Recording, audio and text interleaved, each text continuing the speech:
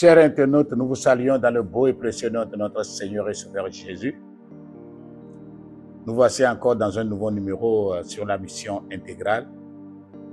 Nous demandons la grâce de Dieu, une bonne condition d'écoute à vous tous. Permettons que nous puissions prier avant de commencer.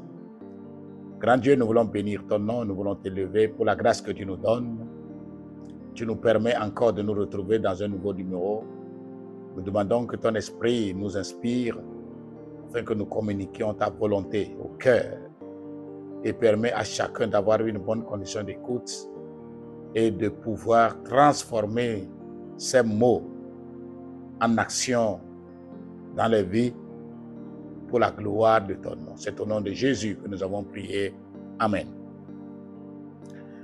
Permettez de lire dans Jacques le chapitre 2 à partir du verset 14. Jacques 2 à partir du verset 14, nous pouvons le lire jusqu'au verset 26. C'est un long passage, mais très instructif. Là, Jacques pose une série de questions avant de parvenir à des déclarations par rapport à la mission intégrale. Il dit, mes frères, que sert-il à quelqu'un de dire qu'il a la foi s'il n'a pas les œuvres? La foi peut-elle le sauver? Si un frère ou une sœur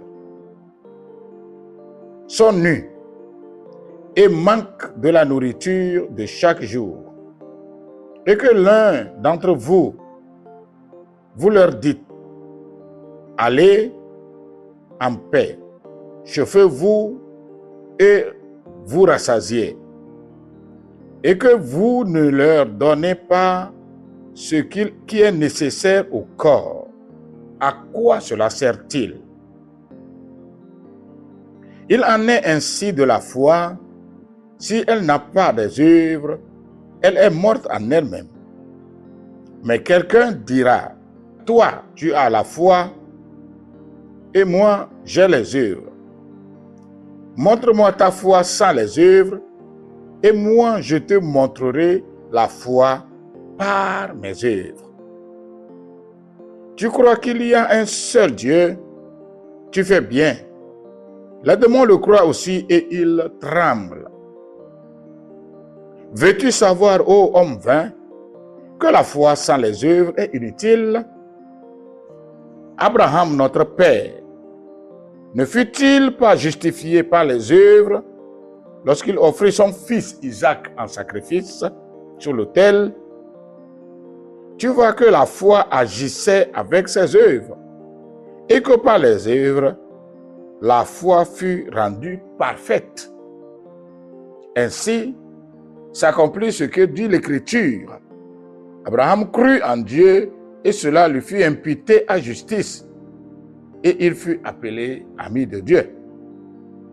Vous voyez que l'homme est justifié par les œuvres et non par la foi seulement. Rahab, la prostituée, ne fut-elle pas également justifiée par les œuvres lorsqu'elle reçut les messagers et qu'elle les fit partir par un autre chemin? Comme le corps sans âme est mort, de même la foi sans les œuvres est morte. Amen. À travers ce passage, Jacques montre clairement un lien entre la foi et les œuvres. Encore une fois, nous sommes dans la mission intégrale. La mission intégrale se veut une mission qui prend en compte l'esprit, le corps et l'âme. La mission intégrale se veut une mission qui s'occupe du spirituel et du social. La mission intégrale se veut une mission qui prêche le royaume de Dieu et une vie, n'est-ce pas, de satisfaction ici-bas. La foi ou la mission intégrale nous invite à être à la fois dans l'Église, mais à être aussi dans la société pour non seulement prêcher le royaume de Dieu, mais prêcher également le travail, prêcher également l'entrepreneuriat, faire en sorte que le chrétien soit aussi distributeur non seulement de la Bible, mais aussi de la nourriture. Alors, à travers ce texte, selon ce que Jacques nous rapporte, il dit donc que la foi doit toujours être prouvée ou mesurée à travers les œuvres que cette foi produit, ou le détenteur de cette foi produit. Il a donné l'exemple d'Abraham, il a donné aussi l'exemple de Rahab. Quelqu'un me dira, pour Abraham, il s'agissait d'un domaine purement spirituel parce que, en donnant son fils Isaac, c'est aussi une adoration à partir d'un sacrifice. Mais qu'en est-il de Rahab? Rahab a accueilli les messagers et lorsqu'elle a vu que les messagers là sont sur une pente glissante, sont en danger par les habitants de Jéricho, la parole de Dieu dit qu'elle les a cachés. Elle les a fait partir par une autre voie, un autre chemin. Donc, elle a exercé la bienfaisance, la générosité. Elle a utilisé tous ses moyens pour sauver la vie de ses messagers. Alors, ce texte nous amène à comprendre quelque chose. Et j'aimerais mentionner trois clés pour une mission, n'est-ce pas, intégrale. La première clé que nous trouvons dans ce texte, c'est de comprendre que l'enfant de Dieu doit avoir suffisamment la foi en Dieu lorsqu'il déclare être un adorateur de Dieu. Cette foi l'amène à ne pas douter de Dieu. Cette foi l'amène à obéir à Dieu dans tous les domaines, de façon holistique. Parce que Dieu ne parle pas seulement lorsque nous confessons nos péchés, lorsque nous voulons évangéliser quelqu'un pour l'amener au ciel. Mais Dieu veut nous écouter lorsque nous sommes en train de plaider pour la cause sociale de quelqu'un. Dieu veut nous voir lorsque nous posons des actions pour la vie sociale, la vie des anses de notre prochain. Alors, vous allez le voir dans la vie d'Abraham, vous le verrez dans la vie, n'est-ce pas, de Rahab et autres personnes. Abraham aussi s'est montré généreux, que ce soit envers son neveu Lot. Vous voyez à combien de fois il a eu à prier pour la vie sauve de Lot. Il a eu à faire la guerre avec les rois qu'il avait pris en otage, qu'il avait déportés de Sodome. Il allait combattre ces rois et arracher Lot et toute la population de Sodome parce que son neveu Lot y faisait partie. Donc il a joué pour le bonheur des peuples.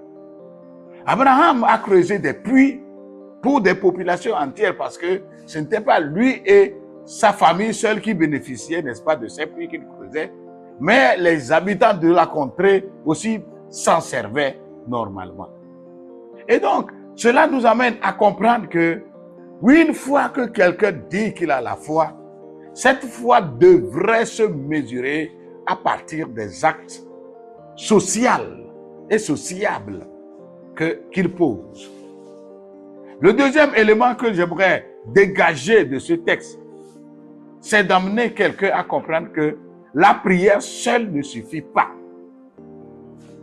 Frères et sœurs, chers collègues pasteurs, ne nous abonnons pas seulement à la stratégie de prière. Ne soyons pas seulement dans les 4 murs des temples et des centres de prière en train de lever nos voix vers Dieu sur tout type de problèmes que nous rencontrons. Tous les problèmes ne sont pas réglés dans les centres de prière. La prière seule ne suffit pas parce que vous allez voir l'exemple que la question que Jacques nous pose. Si un frère est nu et il manque de nécessaire pour manger. Il ne trouve pas son pain quotidien. Et il vient vers vous. Et vous lui dites, je vais prier pour toi. Dieu est souverain, Dieu est grand. Oui, qu'il le fasse pour toi. Va en paix, réchauffe-toi et ta femme, et vous allez vous rassasier. Mais il ne remet rien sous la main à la personne, dans la main à la personne. À quoi cette prière sert-elle? Cela dit tout. Cette question que Jacques pose sert de soubassement à comprendre que la mission que Dieu nous envoie à faire doit être une mission intégrale. Lorsque nous allons pour annoncer l'évangile, nous n'annonçons pas l'évangile seulement à ceux qui ont faim spirituellement. Il y en a aussi qui ont faim physiquement. Lorsque nous nous mettons à prier littéralement pour les malades, toutes les maladies ne peuvent pas partir par la prière. Parce qu'il y a des maladies humainement possibles et des maladies humainement impossibles. Si quelqu'un venait à tomber dans l'église par une crise, alors que c'est une crise de palu, c'est une crise de tension, une crise de diabète et que sais-je encore, vous n'allez pas seulement vous mettre à prier pour la personne sans l'amener à l'hôpital pour des soins premiers. Vous n'avez rien fait. Dieu qui a donné l'intelligence aux médecins pour fabriquer des produits, pour créer des hôpitaux, c'est pour soigner des gens. Et donc le chrétien aussi doit se faire soigner. Et il doit avoir des moyens à tous les niveaux pour des soins indiqués. Et donc, lorsqu'un frère est dans ce manquement et qu'il est dans l'église, j'aimerais vous amener à comprendre que la prière seule ne suffit pas. Il faut l'accompagner de bonnes œuvres. La prière seule ne suffit pas, il faut l'accompagner de bonnes œuvres. La troisième clé que je suis en train de dégager de ce texte, ce que Jacques est en train de nous enseigner, est de comprendre qu'il est temps pour que notre foi soit palpable. Que notre foi ne soit pas seulement une foi théorique, une foi livresque, une foi du pupitre, mais que notre foi soit une foi qui va dans l'assemblée à travers les actes que nous posons. Tout comme le cas de Rahab et ses messagers. Rahab a posé des actes. D'abord, elle avait une maison qui peut accueillir des gens. Elle avait créé carrément un hôtel pour les étrangers, quand bien même elle-même recevait bien ces étrangers, comme vous le savez. Son nom, c'était la prostituée, ou son travail était un travail de prostitution. Mais, n'empêche qu'elle a joué un rôle que la Bible témoigne. Et au finish, elle a fini par voir la gloire de Dieu. Et elle a donné sa vie à ce Dieu-là. C'est pourquoi elle fait partie de la généalogie de Jésus. Elle est grand-mère de Jésus. Après avoir joué ce rôle. Rahab fut justifiée à cause de ce rôle. Quand bien même à l'époque, elle n'avait pas encore donné sa vie à Jésus. Cela nous amène à comprendre que si une païenne prostituée a posé cet acte apprécié par Dieu, et c'est après cela qu'elle a vu la grandeur de Dieu pour donner sa vie à ce Dieu-là, pourquoi nous qui sommes déjà des enfants de Dieu, qui sommes supposés jouer ce rôle de bienfaiseur ou de bienfaiteur, jouer ce rôle, n'est-ce pas, de quelqu'un qui arrive à subvenir aux besoins des autres, sommes en train de jouer au borgne, à l'aveugle ou à la politique de l'autruche, comme on le dit. On baisse la tête dans le sable comme si on ne voit pas la misère de nos populations, la misère de la société. Qui va s'en occuper? Qui a la notice de la meilleure gestion de notre monde, si ce n'est les chrétiens? Qui comprend mieux l'œuvre de la compassion? Qui comprend mieux l'œuvre de l'éducation, l'œuvre de la guérison, si ce n'est le chrétien?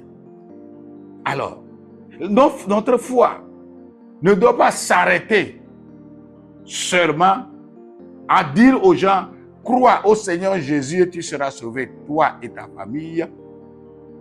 Mais elle nous amène à donner le pain, à donner du poisson, comme Jésus l'avait si bien dit, Jésus l'avait si bien fait. Jésus a enseigné avec toute cette démonstration pour amener l'Église aujourd'hui à comprendre qu'elle doit poser des actes palpables du salut. Si l'esprit est sauvé, il faut impérativement que le corps aussi soit sauvé pour être missionnaire pendant le temps qu'il lui reste à faire sur la terre.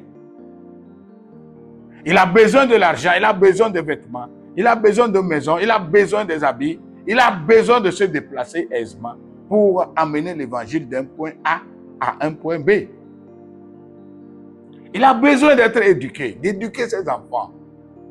Il a besoin d'un abri, loger sa famille.